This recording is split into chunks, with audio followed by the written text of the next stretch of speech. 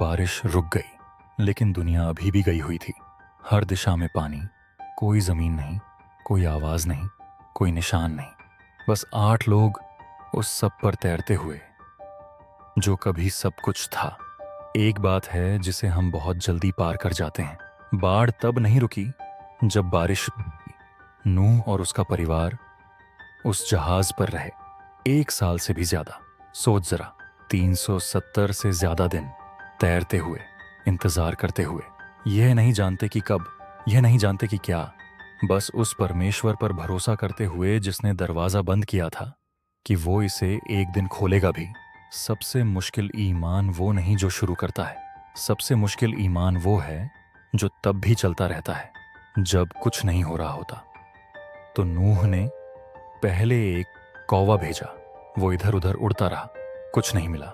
फिर उसने कबूतर भेजा, वो वापस आ गया। 7 दिन बाद उसने फिर भेजा, और इस बार वो अपनी चोंच में कुछ लेकर आया।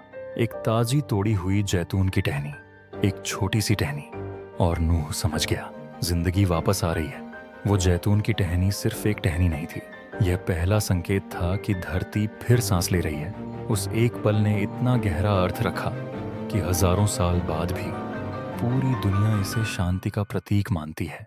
यहाँ कबूतर के लिए हिब्रू शब्द है योनाह। ये नाम तूने पहले सुना है। योना, वो इंसान जो परमेश्वर से भागा, जो निगल लिया गया, जो अंधेरे से निकला और बहाली का संदेश लेकर भेजा गया।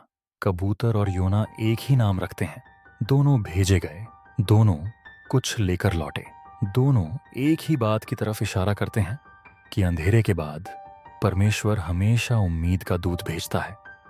और फिर परमेश्वर बोला, जहाज से निकला।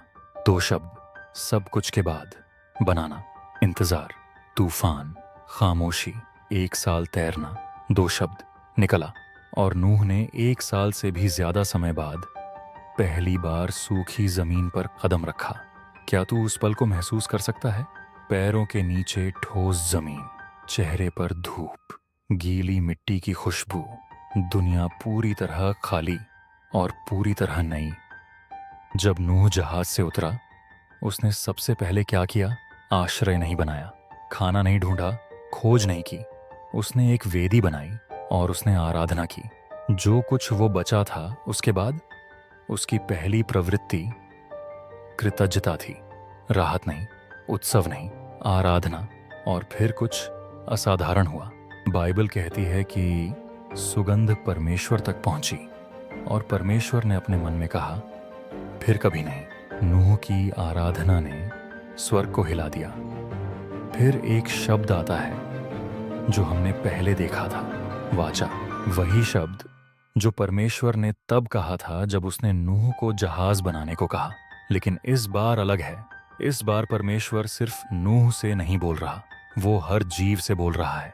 हर पक्षी, हर जानवर, हर वो इंसान जो कभी भी जिएगा। और वो एक वादा करता है इतना बड़ा, इतना पूर्ण कि यह पूरी सृष्टि को ढक लेता है। बाढ़ के पानी से फिर कभी सब जीव नष्ट नहीं होंगे। और फिर वो कुछ ऐसा करता है जिसकी किसी को उम्मीद नहीं थी।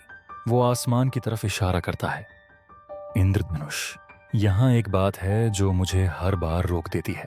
इंद्रधनुष के लिए हिब्रू शब्द है केशेत। यही शब्द बाइबल में और जगह भी आता है। एक योद्धा के धनुष के लिए, एक हथियार के लिए। परमेश्वर ने एक हथियार का प्रतीक लिया, उसे आसमान की तरफ ऊपर की ओर कर दिया, धरती से दूर।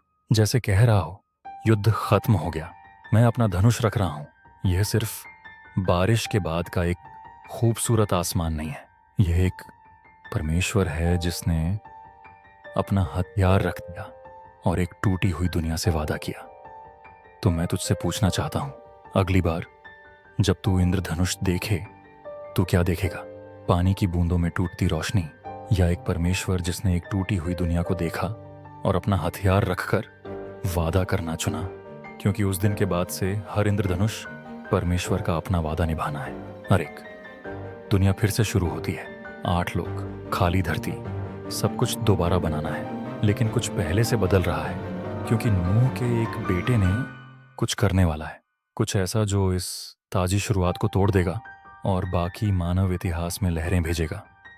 एक पल इतना इतना अजीब, इतना असहज।